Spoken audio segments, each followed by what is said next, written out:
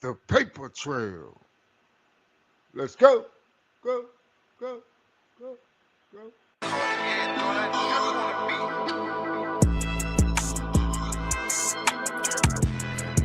Yeah, yeah, yeah, yeah, yeah. For the love of money, niggas come around. For the love of money, some stay around. For the love of money, what a nigga will do. For the love of the money, yeah. I gotta shake it, 12 at night to 5 in the morning. They don't give a fuck now. If it's for that money, niggas gon' bark and they bite like a motherfucking dog. Gotta party like a motherfucking dog. For that cat, I am gon' roof and I'm barking at that cat, and I am gon' take the roof off and I'm riding that ride. Rip leaning to the left, but I'm steady on the only right. I'm swerving with a purpose, A nigga been sipping on that purple. A nigga been cheaping on that purple. Cause I'm getting money, Cause I'm getting money.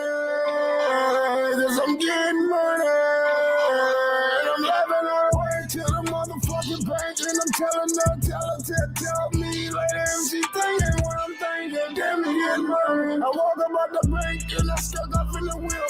Headed to my next big destination. Somewhere where I'm gonna be faded, sipping on a motherfucking.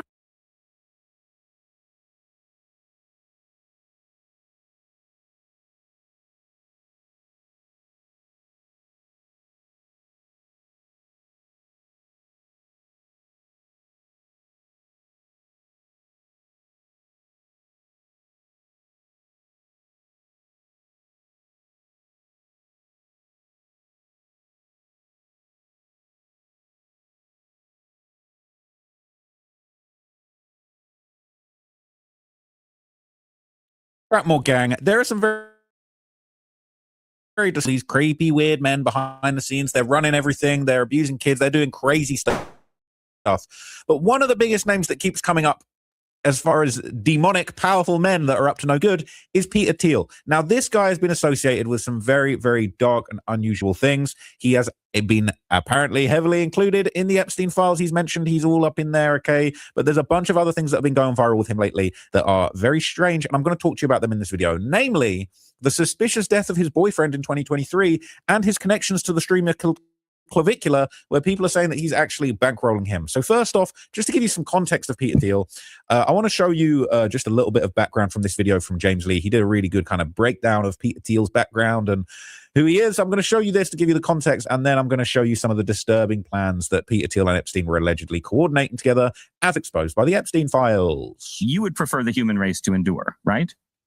You're hesitating. Yeah, well, yes? I don't know. I would this is a long hesitation. This is a long hesitation. This is dark, right? It's saying you would like the human race to endure. He's like, the answer for any good human non-reptilian would be absolutely. Absolutely. I want the human race to prosper and persist. There's no version of this where you hesitate on that. I don't care what his justification is going to be. You want the human race to endure, right? Right. So many questions. And should the human race survive? Is not so sure whether or not humans should exist. Now, some background on Thiel. He was the co-founder of PayPal alongside Elon Musk. He was also the first major investor in Facebook. Coincidentally, I don't know if you know this, founded on the same day, DARPA ended their LifeLog program, which was a program sought to, quote, trace the threads of an individual's life in terms of events, states, and relationship. That sounds kind of familiar, doesn't it? He also co-founded Palantir, a data analytics and surveillance company used by many government intel and military agencies, including the CIA, NSA, ICE, and the IDF. Now, Thiel, like Epstein, has been known to host a sex party or two in his prime. Ben Goggins of NBC News wrote that Thiel's parties have been, quote, legendary in gay circles for years and repeatedly characterized as debaucherous, with Thiel himself being quoted as saying, yeah, we know how to have some no-holds-barred gay fun.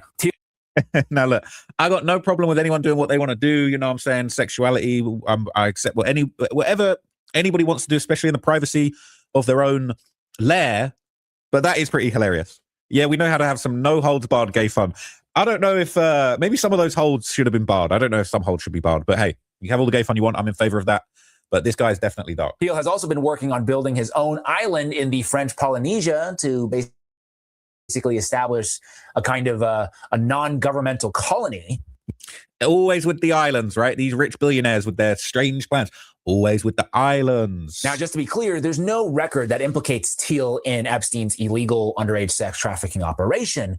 But what has been well documented now are their ties in academics and business. You know, nobody is talking about this. Peter Thiel, it's obvious to me that he fits in on that academic side of the Jeffrey Epstein operation. He worked with all of these people and he held academic symposiums at Little St. James, at the island. But what's so crazy about this that I don't think a lot of people are focused on is that there are many survivors that have come out now in the last 5 years saying that they weren't just sexually abused. I woke up in a laboratory there one night, but there were scientists there, you know, and I woke up one night in a laboratory, paralyzed and naked on a table. They did something to me and they don't want anyone knowing about it. And I came back from there, I was hospitalized 10 times, and I'd been a very, very healthy, happy girl before I was taken. That, by the way, was a clip from a new podcast that I'm co-hosting called Today-ish. Everybody should subscribe if you haven't done so yet. And we get into some pretty interesting things, including things that the mainstream won't talk about, as you just saw there, which I think also begs the question, what else were these guys up to on that island? Right? It has been widely reported that Peter Thiel has been injecting himself for years with young people's blood. Allegedly, he's been spending $40,000 a quarter on regular transfusions from 18-year-olds. Yeah, is it starting to make sense now? His transhumanist vision and why he can't give a straightforward answer on whether or not he thinks humans should exist. Because I think if it isn't evident yet, it should be now that his vision for the future is clearly aimed at achieving some kind of post-human state where these elites ostensibly control every aspect of society, which brings... I think these guys want to live forever and they don't want any new people. They just want to live forever and be in charge of everything. And that's how I feel like the impression I get. They all want to live forever. They want to have an island. They're doing blood transfusions, stem cells, all type of stuff. Now, there have been some pretty nefarious things revealed in emails in the Epstein files that kind of break down some of the activities that Thiel and Epstein were allegedly coordinating together. So it says Pete Thiel may have been involved in Epstein's trafficking ring, politics as a cover.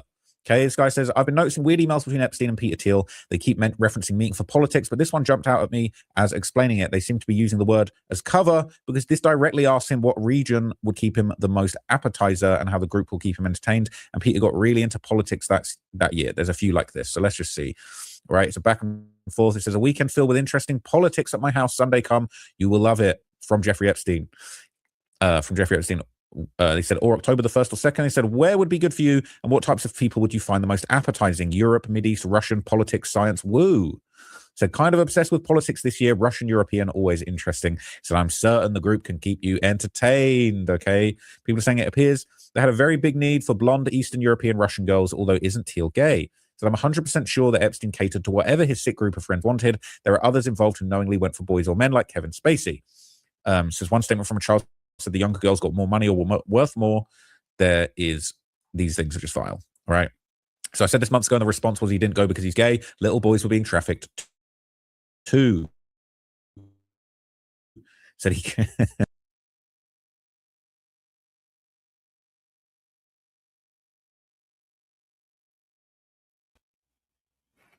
Bang, bang. Let me tell you what's going on here with this situation. Now, what they've been doing is making sure that they have a community of trannies also. So you think that Peter Thiel is picking up women? You think that all of these billionaires want women? No. Trust me. Trust me. This niggas is snatching up these trainees also. These MOBLICIOUS boxcar kids. Bang, bang. MOBLICIOUS boxcar kids. Yeah,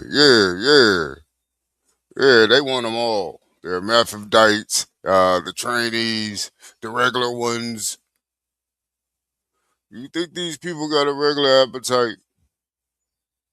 These insane, psychopathic, bipolar. Again, ain't nothing wrong with that lifestyle.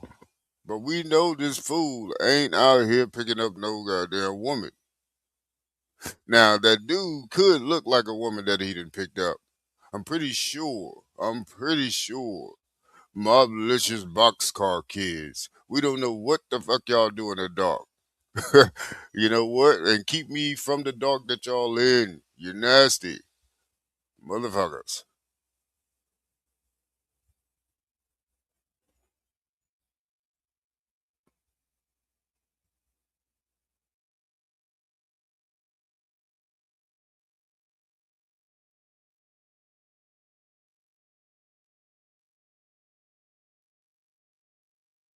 that he's compromised, and there's other sort of weird emails between Thiel and Epstein that have come up. Iran, Libya, Syria, Palestine, Lebanon, Egypt. We would have to admit a strategy brilliantly executed. That was from Epstein to Peter Thiel. And Thiel replied, the intentionality argument would center on making sure the US gets less involved with the rest of the world. I think that's the plan. The more of a mess with just lots of bad guys on different sides, the less we will do. So they're saying if we make a big old mess over there, we haven't really got to do much. Just let them destroy themselves and we can scoop up the profits. Okay. It says every day I'm getting blown away by new information coming out. It is terrifying. Have any of you guys noticed these complete effing knuckleheads can't write a proper email that's more than 2 paragraphs long? And somehow they're running the world in an international PDF ring and I can't get a proper job that makes use of my abilities with 2 degrees and an MA. It's unfortunate. They're saying Epstein had dyslexia. He was good at math, but couldn't spell to save his life. I know a lot of geniuses who are just autistic guys who are good at math. Fair enough. Okay, still waiting for the 9/11 emails. Well, there's a whole bunch of 2001 emails that are missing, funnily enough, but that's conversation for another day. The last Epstein and Thiel connection here. There's Jeffrey Epstein and Peter Thiel discussing how returning culture back to tribalism.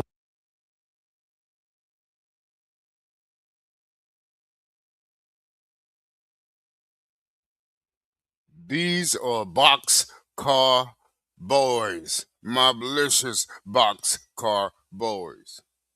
They don't got backgrounds. They make up their fucking history. They never came from greatness. They made this shit up in America.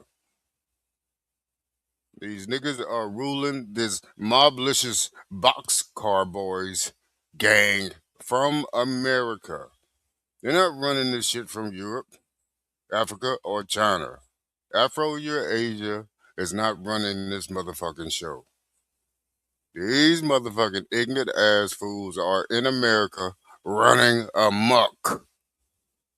Came here on a train ride, riding through America, no background, was able to make up their history, and by any means necessary, they were gonna make it work. That's what the fuck is going on here. The story ain't that deep to see. This is some recent shit. And again, this is still that umbrella of eugenics.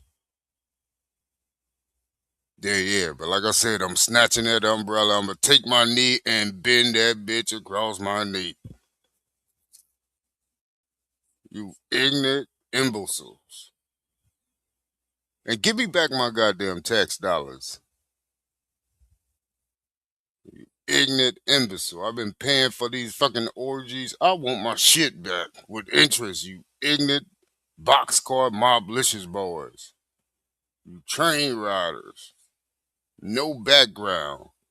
Faking like your ancestors started some foundations to the United States. I wouldn't believe that if I woke up dead, you ignorant imbeciles.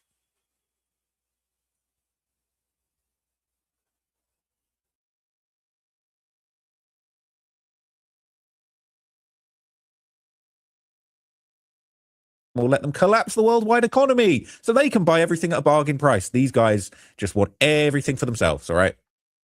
So this is a message from Jeffrey Epstein to Pete Thiel. It says, Brexit, just the beginning. Thiel said, of what? And Jeffrey said, return to tribalism, counter to globalization, amazing new alliances.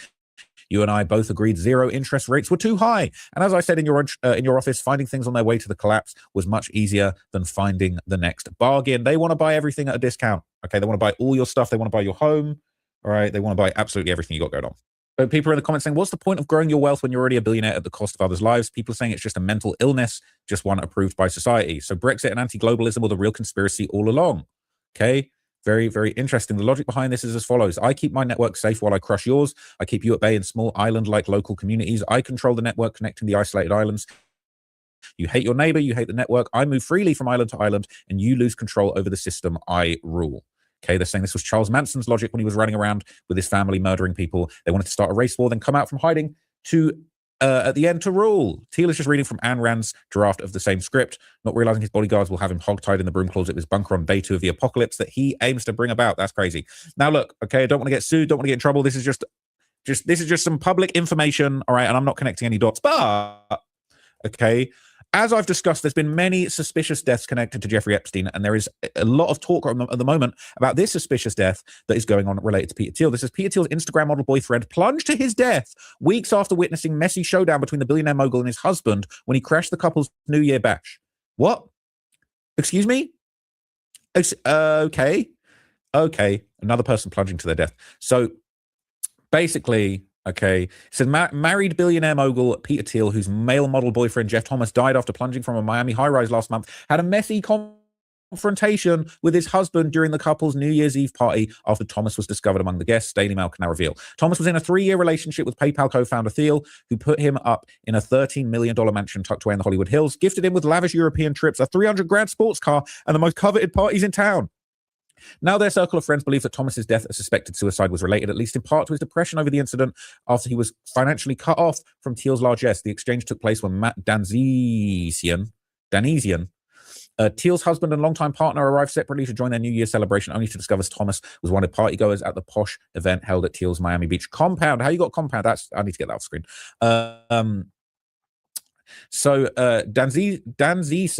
Dan Zeeson, 56, was enraged that Thomas was among the attendees and started a verbal confrontation with Thiel in front of a room full of guests. Apparently, the romance between the 55-year-old Thiel and the 35-year-old Thomas, 20 years his junior, was an open secret in elite gay circles, particularly LA. Thomas knew Thiel was married, but whether or not Dan Zeeson was aware of the relationship is uncertain. But during the confrontation, Dan Zeeson was heard asking Thiel, why is he here? Thomas showed up to the party because he had been Thiel's kept lover for years, though he wasn't on the official guest list approved by Dan Zeeson. He went to the New Year's event anyway, a yearly event that the power couple are known and are famous for throwing. And basically a text message, photo obtained from Daily Mail, shows smiling Thomas at the party with friends Chris Farmer and Drew Schiff taken in the backyard of Thiel's property. So they would take messages. And it was looking all good for a minute. Okay, crazy, right? They got some shit going on behind the scenes over these here. Okay, it's a massive waterfront compound in Miami made up of 2 luxury homes put together. That is wealth on another level. Got 2 cribs put together. Just put them together. It's crazy. Okay, absolutely beautiful home. Crazy. Dan Zeeson was the person who arranged the guest list for the exclusive event, and that's what made his side piece, I guess, a presence at the family home even more shocking and upsetting. Friends said Thomas would have never gone if he knew that Thiel's husband would be attending. Of course he was attending. Dan Zeeson requested Thomas be escorted from the party by security. Witnesses say the incident was publicly humiliating for Thomas. 100 guests attended the event at the lavish estate. And basically on March the 8th, weeks after the showdown, Thomas died after falling from the balcony of his Miami high-rise. What police are investigating as a possible checking out, but the official cause of death has not been established. People said Thomas's mental health declined after the trauma of the New Year's Eve party. It's so sad. It is a mess. Okay. Basically, Thomas felt compelled to talk about Thiel's hypocrisy as an actively gay man who's the largest funder of Donald Trump's MAGA movement. He described himself as a kept boyfriend of Thiel, who's estimated to be worth $8 billion, romantically involved in late 2019 before COVID.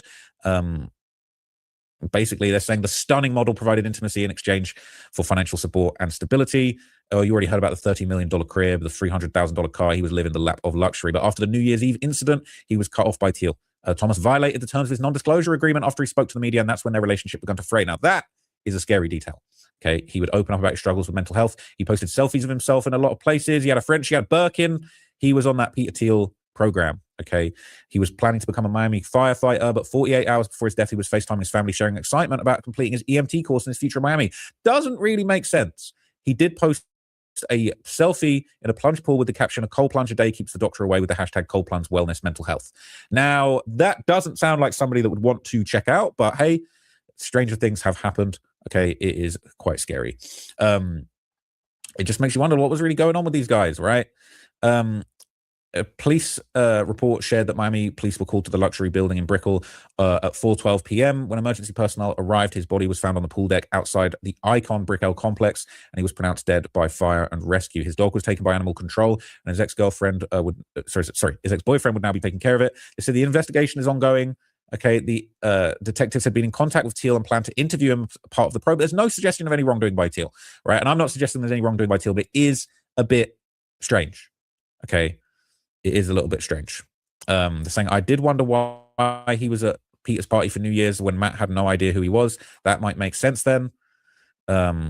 Yeah, it is a little bit strange. Okay, Thomas would speak in audio transcripts about his relationship with Peter Thiel. Did Peter want me to be his boyfriend? Yes, I think he fantasized about being like me versus maybe Matt sometimes, but I think we can all love multiple people. I tried to understand Peter's needs because he was understanding mine. I think he knew I needed help and I asked for it, and basically anything I asked I could get. But he talked about the downsides of being kept. He said it's stressful. Peter wanted me to get, the nicest car, the nicest house. He wanted to show me his power, to kind of show that he had, me in his dollhouse. He would take care of me always. But I don't think it's satisfying to be kept. During their first intimate lunch at Thiel's home in the Hollywood Hills in late 2019, Thomas learned more about Thiel's relationship with his partner. I was shocked when they announced they were having kids together. He described himself as a proud pet dad. It was one of the first lunches we had at Met's place, and we were sitting outside, and I said, "Do you like dogs?" He said, "No." And I said, "Well, I don't trust you." People are crazy about their dogs. It is interesting. The photo of him in the plunge pool taken the day he died was timestamped 11:43. The billionaire financier met Thomas in 2015-16 at the Coachella Festival, and Thiel was dating a boy named Francesco Fran Lugli. Thiel broke off his relationship with Lugli when he decided to marry Dan Ziessen, and they got married in Vienna, Austria. They recently became parents of baby girls born by surrogate, which is really interesting. Apparently, part of their arrangement included Thiel remaining faithful to his partner and best friend. Clearly, that didn't work out. Okay, Thiel and Lugli remained friends long after. Thiel hooked him up with a cushy job at a data mining spy tech firm, Palantir Technology. You know all about Palantir. Really, really sad, quite suspect and suspicious situation that just does make you think. Okay, now Peter Thiel is now apparently putting some money behind another cute-looking young man, all right, very handsome, desirable, looks maxer, Clavicular. People are saying that Thiel had actually begun actively pursuing Clavicular. I don't know if it's romantically or if it's more financially. Do you know who something's going on? Peter Thiel is? Peter Thiel, yeah. He's a billionaire that owns Palantir. I got invited to a Peter Thiel party. You think that's going to be a Diddy party? Probably. Yeah. Billionaires, we get a little creepy. Yeah, dude, I don't know. I don't want to get diddied. Hey, anybody that's do you know who?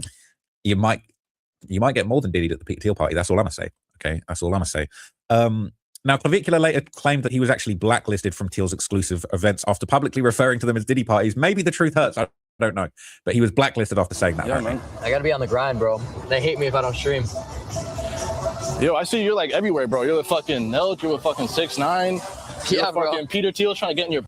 Dude, that was the craziest one. I swear. You played that perfectly, bro. Yeah, wait. Are we supposed to... Did she say that way? Yeah, she said to go that way. Yeah, I got blacklisted from his events now. That's what I heard. Who gives a fuck? Yeah. What's up, guys? Blacklisted from the Thiel Diddy parties, the Tiddy parties. Maybe not the Tiddy parties. Now, during a recent interview, Clavicular was directly questioned about supposed ties to the billionaire, and he was actually seemingly, a few times this came up, it seemed like he was actually beginning to get frustrated with people saying this about him. This streamer just ended an alleged $15,000 interview early and kicked the interviewer out for bringing up a controversial billionaire, which really makes you wonder, is this guy just easy to rage bait, or is this all fake to get more views, or is the name Peter Thiel just that much of a trigger for Clavicular? Who knows? But that's what we're going to try to figure out in today's video. I am the story that literally nobody told me tonight to do this. Everyone knows you're a bullshit and you're a piece of shit. Okay. But this is like, and you try to come reverse. here. You try to come here and do this, hit piece journalism all the time. But at the end of the day, turning that around on you, I got my 15,000. It's not. And you can get the fuck out. It's not. It's a good hit piece, but like. So I'm gonna wait. Are we live on your channel, right? Yeah. Okay, that's all that. I can't believe that the lore right now is that I'm Peter Thiel funded. This is nuts. You literally are. Guys, like I have all the information from my team, and it's like. But show me the. So what happened here? Well, Clavicular, who we've covered a couple times on this channel now, he was sitting down for what was supposed to be a 30-minute interview with another controversial content creator by the name of Michaela Lawless, who goes by Mika. According to her, she paid $15,000 for a 30-minute interview, which is crazy. Bro is not worth 15 grand for 30 minutes, especially not for her. I'm obviously.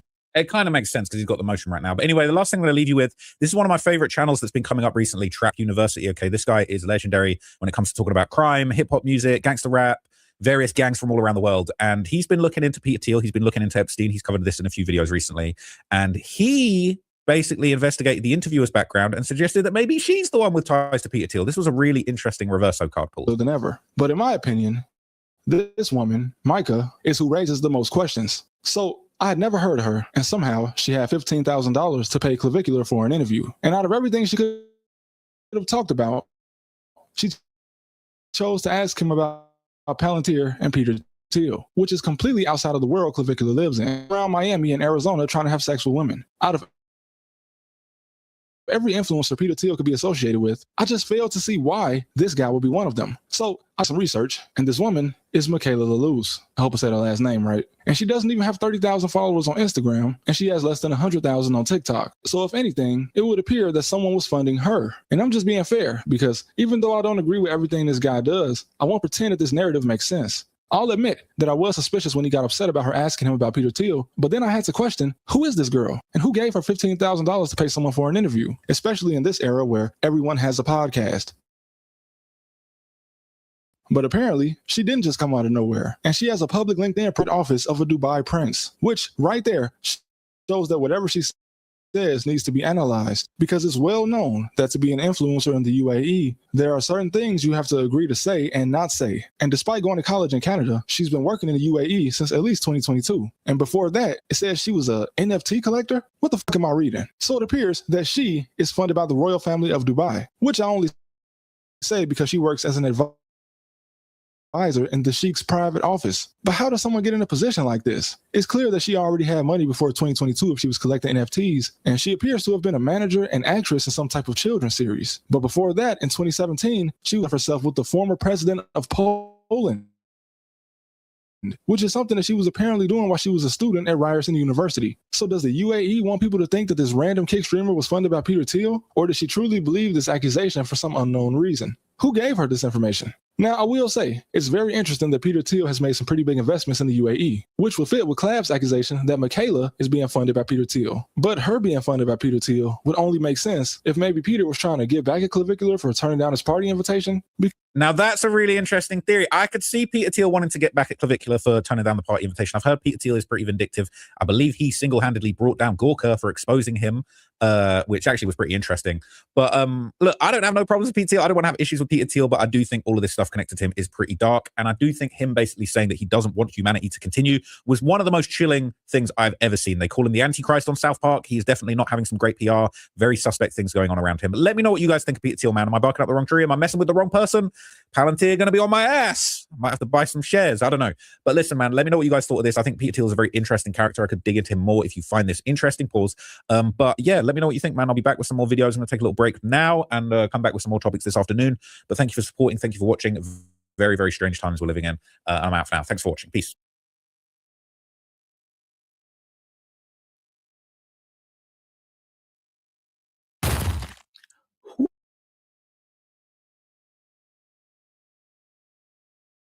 Inside of the United States, we know that Benjamin Netanyahu is the Prime Minister of Israel, the longest serving Prime Minister of the State of Israel, who is a wanted war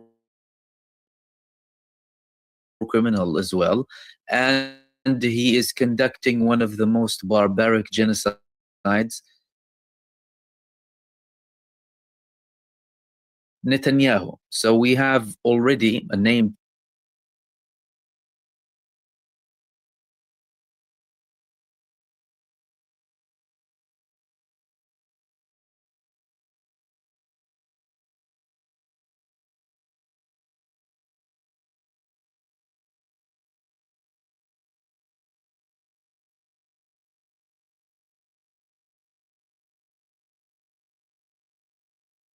change here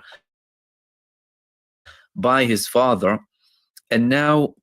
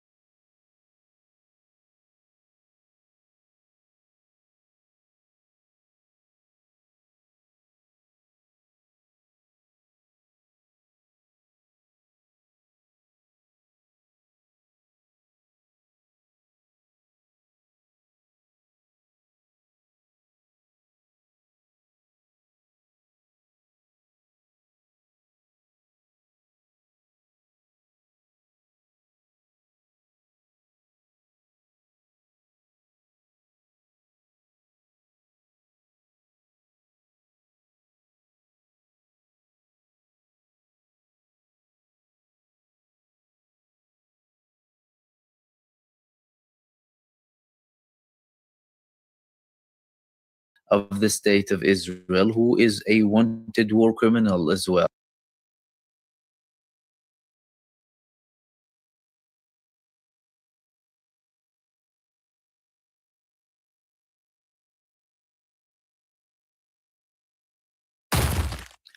Who is Benjamin Netanyahu and who is John Sullivan? How are they both related?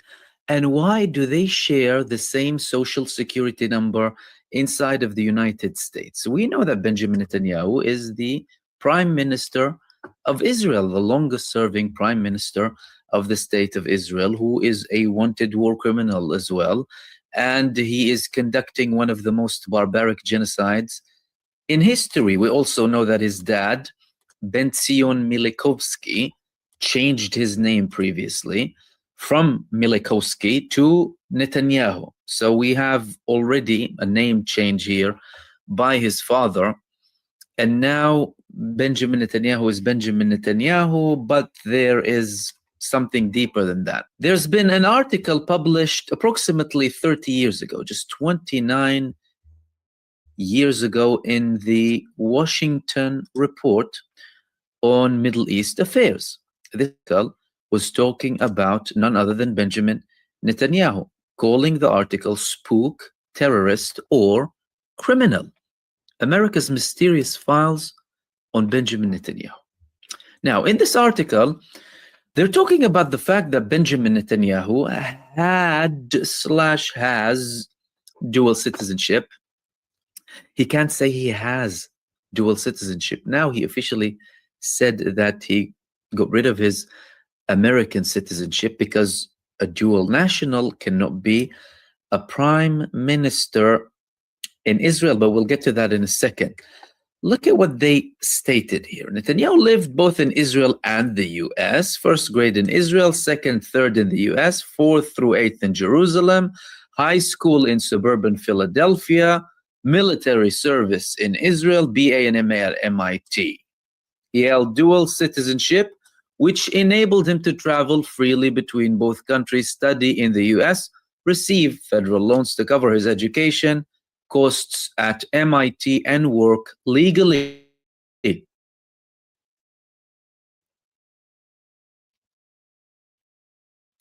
Like every account, and miles in his name.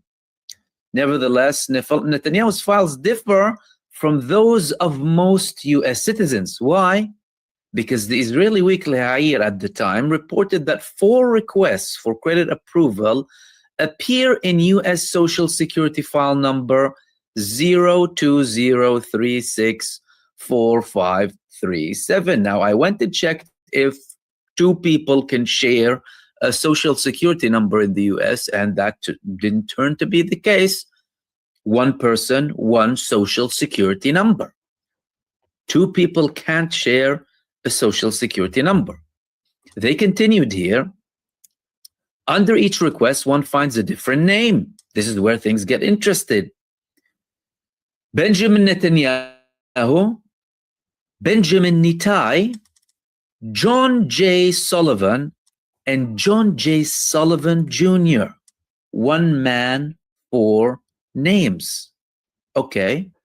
Benjamin Netanyahu is the name of the current prime minister, of course, given at birth, and which he uses. In June 1973, during his studies at MIT, Netanyahu submitted a petition to the Boston court asking to change his name from Netanyahu to Nitai. Why? Because he prefers the shorter name. He wrote on that request form. The petition was approved. Thus, the second name has an explanation, but the last 2 names, they don't have an explanation. And also, the address attached to these names somewhere in Malibu, California, does not exist. Who then is John J. Sullivan?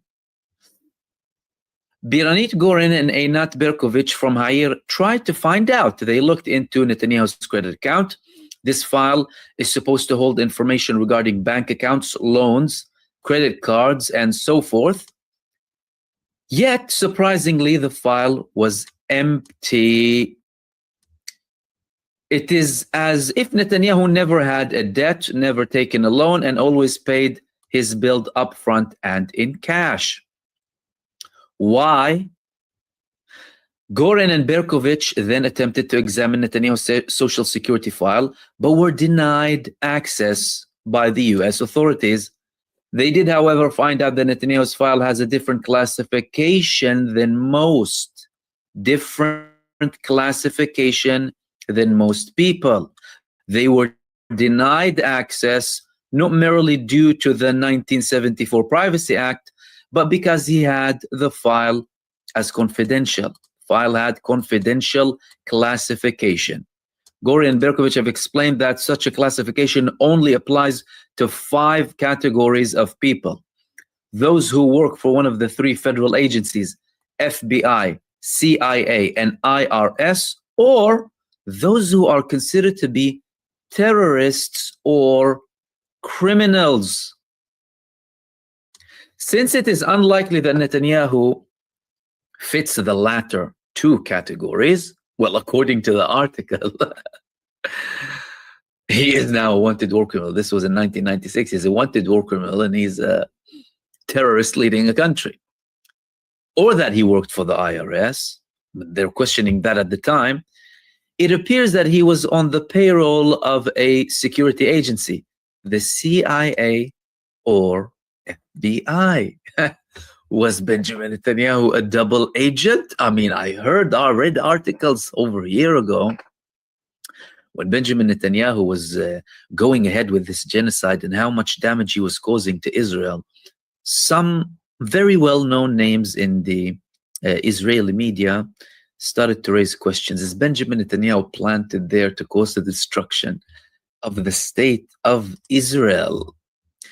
Dual citizenship, they continued, and this is something very interesting too. According to Israeli law, a person who runs for the Knesset in Israeli parliament cannot hold dual citizenship. Netanyahu claims that in 1982 he gave up his US citizenship, but he is unwilling to grant the press access to his file located in the US Embassy in Tel Aviv, the file which holds the information regarding his citizenship. Okay, if you do not have American citizenship, then why do you not grant the people access to the file? Interestingly, the status of his files in the US has not changed. So according to US law, Netanyahu remains a US citizen. Wow.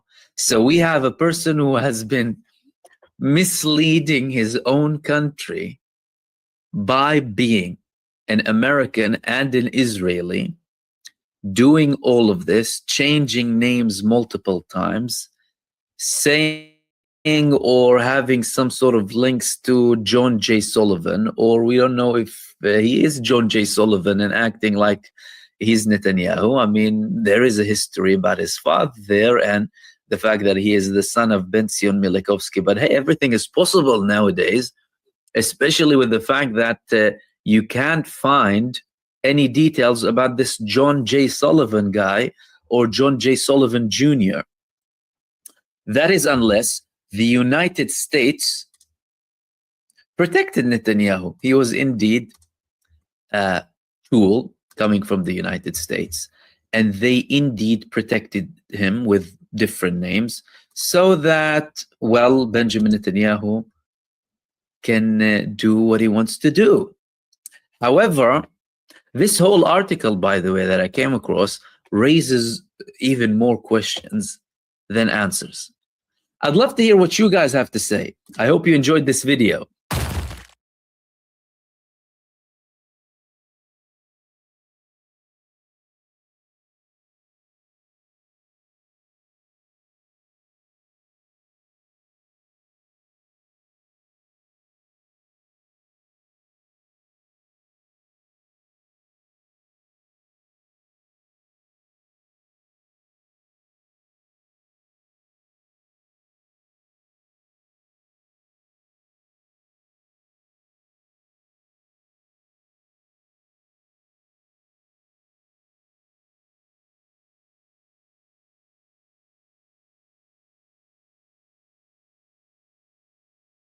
Elon Musk has always been surrounded by controversy. The emerald mine that may or may not have existed, the toxic marriage.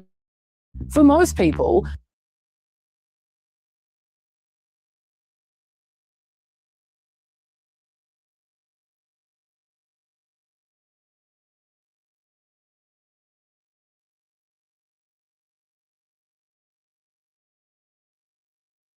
Elon Musk has always been surrounded by emerald mine that may or may not have existed, the toxic marriages, and the shocking revelation that he fathered a child with his own stepdaughter. For most people, that alone would be enough to see him as a profoundly harmful parent. But now, the story has gone from disturbing to absolutely horrifying. On September 23rd, 2025, the New York Times revealed allegations that Elon Musk sexually abused 5 of his own children and stepchildren. Accusations that stretch across 3 decades, multiple countries, and an entire family torn apart. Who is Elon Musk? A quick refresher if you haven't checked out my previous video on Errol. Errol was born in Pretoria, South Africa in 1946. By his 30s, he was already wealthy from engineering projects. He married model and dietitian May Hildeman in the 70s. Together, they had Elon, Kimball, and Tosca. Their marriage ended in 1979. May later described him as controlling and abusive. In her memoir, she recalled one moment when a 5-year-old Elon tried to stop his father from beating his mother. In 2019, she said, "Everyone I knew called him the pig because he treated me so badly in public." Errol later married Heidi Beneisenhout, a woman 19 years younger with 3 children. One of them, Jana, became his stepdaughter at the age of 4. Years later, Errol admitted to fathering at least one child with her, his own stepdaughter, who he had raised since childhood. The allegations, a timeline of abuse. According to a new investigation by the New York Times, the earliest accusations against Errol came in 1993, when his stepdaughter, then 4 years old, told relatives he had touched her at the family house. Her aunt, Elmy Smith, said she immediately contacted authorities. Police opened an investigation, but Jana's mother, Heidi, later dropped the charges during divorce negotiations in exchange for a house, a car, and allowance. In 2002, the family was living in a Malibu home Elon had helped purchase. That same stepdaughter, now 14, went back to her room before a movie outing and allegedly found Errol sniffing her dirty underwear. Family members contacted police and child services. A restraining order was reportedly issued, and Elon himself was alerted. He even explored legal guardianship to keep the children away from Errol. In 2009, as a young adult, the stepdaughter applied for an interim protection order in South Africa. She alleged Errol kissed her and forced his tongue in her mouth. In her filing, she wrote, "I don't want him to be allowed to come close to me." She also accused him of abusing her 2 half-sisters, Errol's daughters with Heidi, and her late brother, who had died in a car crash at the age of 16. In 2010, a relative sent Elon a 5-page letter about the abuse. "We really need your advice, help, and guidance in these matters because we daily see these children suffer." And as recently as 2023, Errol's youngest son, then just 5, allegedly told relatives that his father groped his buttocks, screaming, "No, Dad," when it happened. A social worker tried to intervene, but the case was dropped. Taken all together, the accusations involve 5 children and stepchildren, spanning decades and 2 continents. 3 investigations, 0 justice. Despite the pattern, Elon Musk has never been convicted. 3 separate police investigations were opened, 2 in South Africa, 1 in California. 2 ended without charges, and the 3rd remains unclear. Family members say they've long been frustrated by stalled cases. In 1993, charges were withdrawn as part of a divorce settlement. In California, both LAPD and Child Services declined to release records, citing privacy. A restraining order was said to have been issued after the Malibu incident, but no prosecution followed. South African prosecutors did confirm a police case number tied to the 2023 allegation, but said it was dropped for insufficient evidence. Errol has consistently denied wrongdoing, which is something he just does generally. He told The Times the reports were false and nonsense in the extreme. Asked again, he said, there was no evidence because this is nonsense. He accused family members of putting the children up to say false things to extort money from Elon. Family fallout. Elon pulled in. Over the years, relatives have turned to Elon for help. His assistant once acknowledged the dire situation in a message to family. At times, Elon paid for housing, school fees, and even rehab for his former stepsister. But he stayed out of police investigations. And despite financial help, he remained estranged. In his 2023 biography by Walter Isaacson, he said he does not communicate with his father, Errol. As Elmy Smith put it, Errol has left a massive wound in our family. Overlaying this history with Errol's bizarre relationship with Yana, his stepdaughter, in 2018, he admitted they had a child together, calling it a moment of passion. He later told the Sunday Times, "We were lonely, lost people. One thing led to another. You can call it God's plan or nature's plan. I'm not calling it either of those things. It's fucking disgusting." Errol has claimed they share 2 children. Yana has said only one. Elon reportedly went berserk when he found out. Fair enough. Oh, Elon's own words.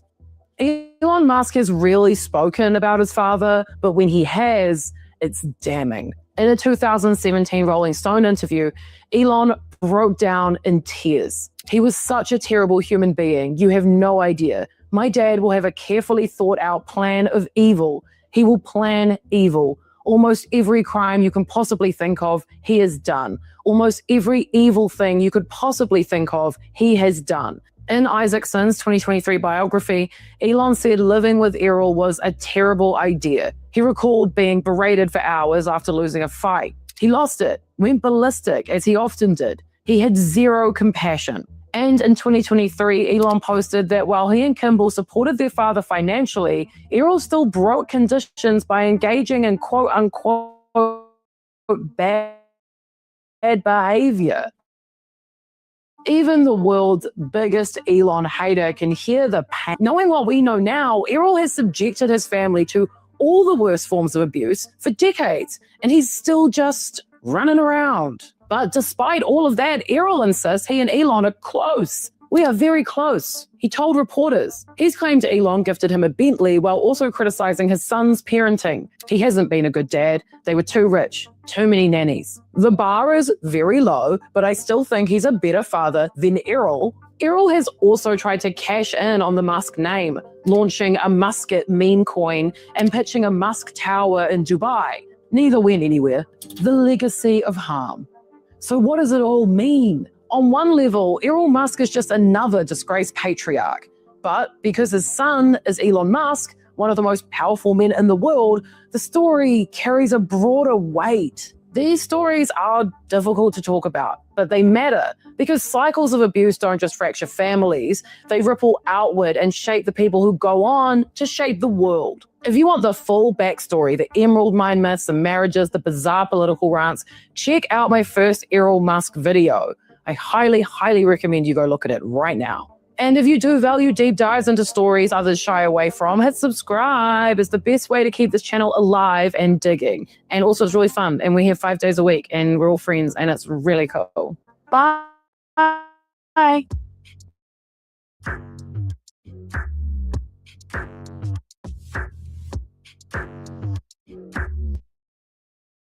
Remember in October 2023 when a data breach at 23andMe led to the leak of information from thousands of people with Ashkenazi Jewish descent? Although I would never pass up an opportunity to read P. Diddy for filth, anytime you see every media outlet pointing in one direction, they're hiding something else. At 23andMe, all of their board members just resigned as the company is progressing towards going private. By going private, 23andMe could potentially sell our private DNA to the highest bidder. They may help advertisers promote to you based on your genetic material, or healthcare companies may refuse you care based on your genetic data. Or much darker possibilities that some of you aren't ready to discuss. Oh, and by the way, they say they're not going to do that and they would never sell your private information, but do you really trust that? Are you really paying attention if you believe that? So why was Jeffrey Epstein buying all of these 23andMe DNA kits and sending them to Geneva or the UAE? I'm trying to figure out why there are thousands of mentions of these DNA kit purchases throughout the Epstein files. There are so many of these files where Epstein is sending DNA kits to people. Here's one where, hi, Leslie, we've just used your email address to register Jabor's DNA test. And I've looked up, not really sure yet who that is. Here, Leslie is saying she's trying to register this at 23andMe, and it says that she doesn't know Jabor's last name, just that it starts with a Y, doesn't know his birth date, feels like she needs to put all of this stuff in. Here's a really bizarre one from Woody Allen, and it has gross stuff in it too, which I'm not really going to talk about, but it is this file number if you want to go look it up, where Woody says, your DNA kit was not helpful as the only question I was interested in was what year I was born, and they weren't able to test for that. I called them. That is really bizarre. Epstein says you need to review relatives. And I'm assuming this wouldn't be about Woody Allen. I'm assuming it would be about his adopted daughter wife, Soon Yi. They can pinpoint it so accurately with dinosaur bones. I don't know why they can't find out on human bones. The relatives won't be able to help me. You're going on a stray path. I doubt any of my relatives have done the 23andMe kit or any DNA kit for that matter. And then Epstein says, should we have an election night party? And would only if Hillary wins. Otherwise, we're not celebrating. There's a lot more correspondence of 23andMe kits being delivered to the New York Palace Hotel for Sultan bin Sulayem, and more 23andMe kits being sent to England in care of Fraser Curley for Aziza Al-Ahmadi. Jeffrey would like to send 2 genetic kits from 23andMe to Noam and Valeria Chomsky, please. You did the 23andMe test. Did you do it under the name of Sam Epstein? Cousin Larry. Obviously, it's not surprising that they were registering kits under fake names. Here's one. Hi, Sultan. We can register a kit for you as Rashid Epstein. Can you please let me know where we should send the kit once this is done? For Sheikh Mohammed. They were trying to send kits to the UAE, but 23andMe caught it and didn't allow it. But this email shows that they were taking tests from the UAE that had been invalidated and then swapping them into legitimate US-based 23andMe kits for processing. Was this part of it? Pause to read this one. Anyway, after going through all of these emails, I don't have a clear idea of what exactly was going on, but obviously a lot of fraud.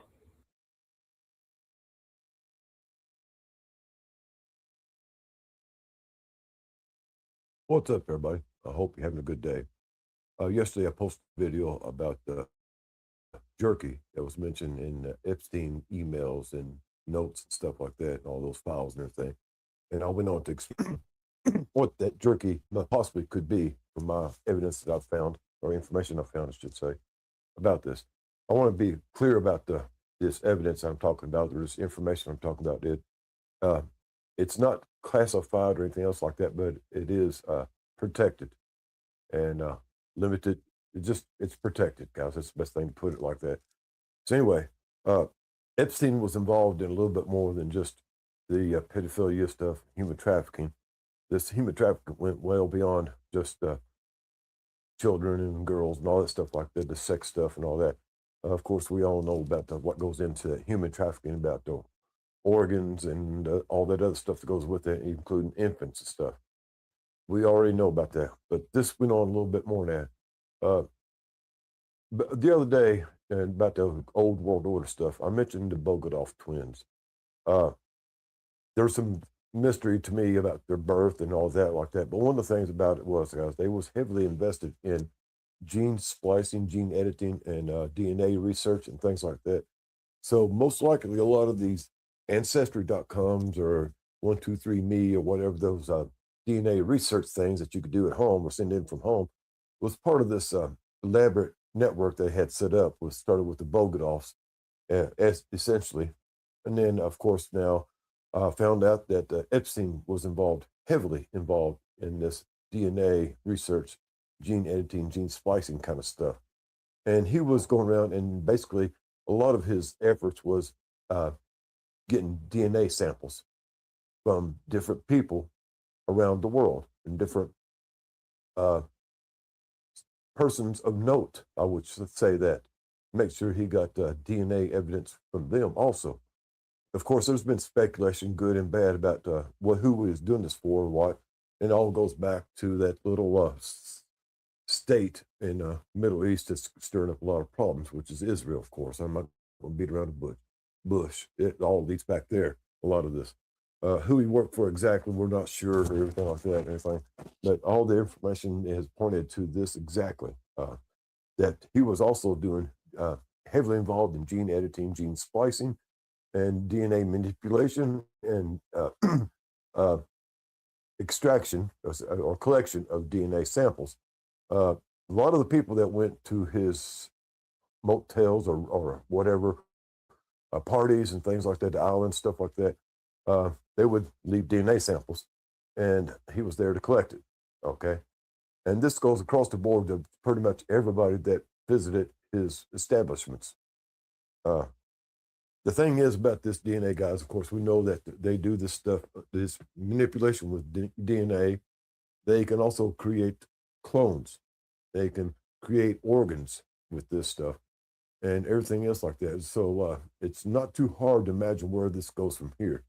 So while all this other stuff is going on about horrendous stuff that he was doing to these women and children and stuff, and the other sacrificial things that were going on that's just now starting to be uncovered, there's a lot of deeper and more sinister things going on with this. And it leads into the underground places where we all heard, hopefully you have heard, about this underground facilities where they had growth labs or growing labs for humans or humanoids.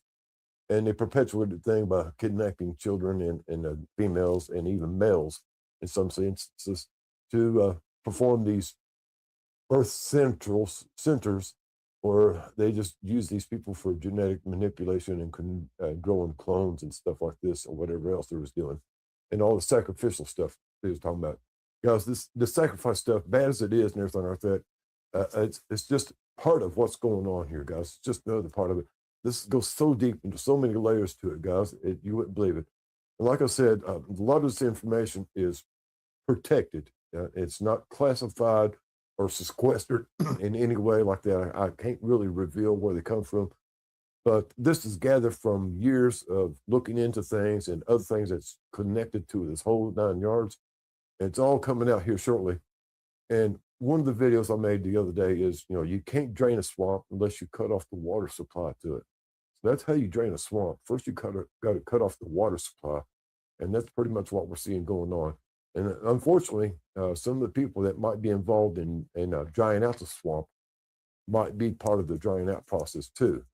So it goes deep, guys. It goes very deep, and it has long, long roots in years and decades, maybe even further back of this stuff going on.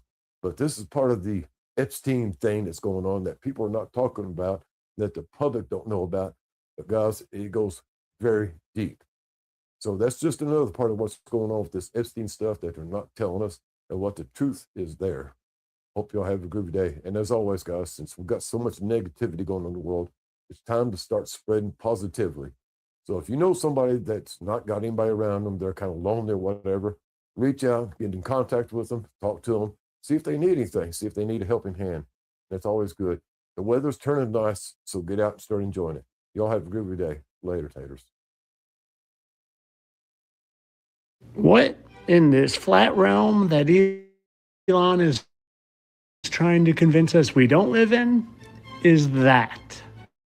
In my videos, you know what I think that is. And in very recent photos of Elon, he doesn't seem to have that. And if you haven't seen my videos, I talk about how certain people dress up to look like other people. Certain people that you could potentially see, and others that you might have a harder time seeing. Well, let's take a closer look. First, have you seen when a certain someone whose name I won't name had that happen? And well, did you know that these guys were in a movie together? A movie where he was supposedly wearing a mask of him. A mask that might just fit really, really easily because, well, their faces just seem to be perfectly symmetrical. And well, they even share a little blemish in the exact same spot. Right here and right there. One that might stick out a little if you were wearing a thin layer of latex. A said thin layer of latex. And I think they even dumbed this one down a lot.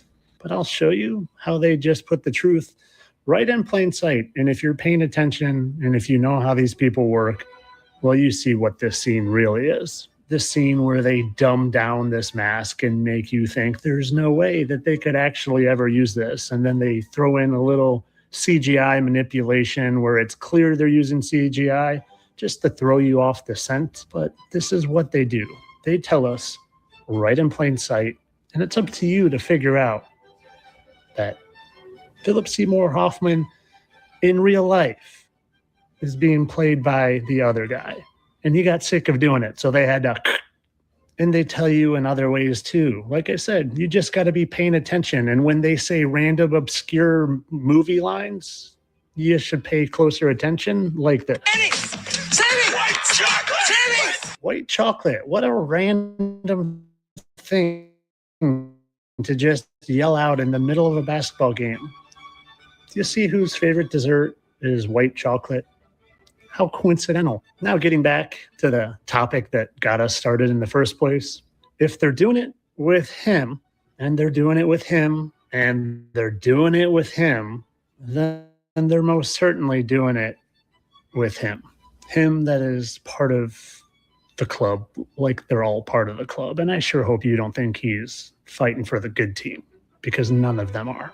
But of course, this is all for entertainment purposes. I'm sure that is just some sort of neck wrinkle that he's never had before, and he had it on this specific day. And that Philip and Tom have the same birthmark because people have birthmarks in the same spots and just happen to have symmetrically perfect faces. And him yelling out white chocolate out of nowhere, completely random, and it just happens to be coincidentally Tom's favorite dessert. Again, one of those coincidences. And coincidence that they look identical, except for a little bit different colored hair and a different accent. And just because it looks like he has a prosthetic nose on, no, that's not what it actually is.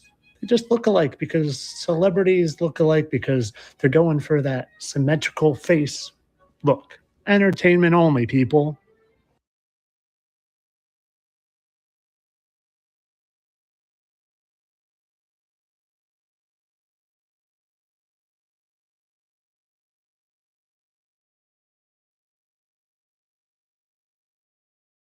It's so horrible, but keep going. I got on the airplane. He patted the chair next to him like this, and I went and I sat there. And then when the plane took off, he started touching me in between my legs. And I don't want to talk about this because that just freaks me out. It stresses me out a lot and puts me into panic.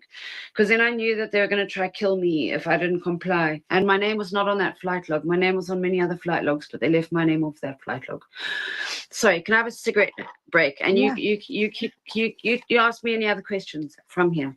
Sorry. Yeah, 100%. You're fine. You're fine. And again, this is why, before we started, I said any topics that you don't want to talk about, I'm down to not talk about them. And, certain details are yours and yours alone. So, I'm happy. I will talk about everything, but it's just like, that specific time in my life. It's like, it was like very, very frightening.